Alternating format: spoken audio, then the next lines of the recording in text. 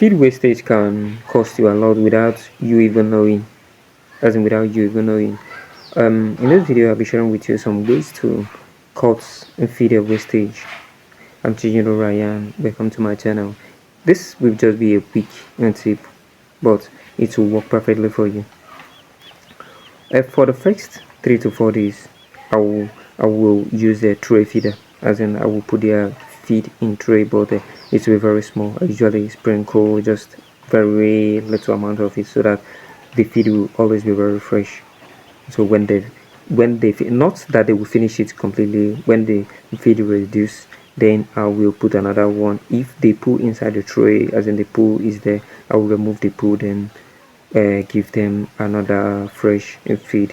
Then after like 3 to 4 days, then I will move from that tray feeder to a round metallic feeder.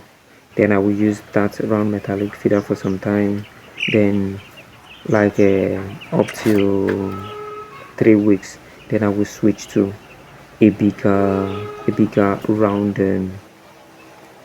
feeder that I will use till I sell them off. If you don't have a metal, as in metal round feeder, you can construct these feeder, those plank one.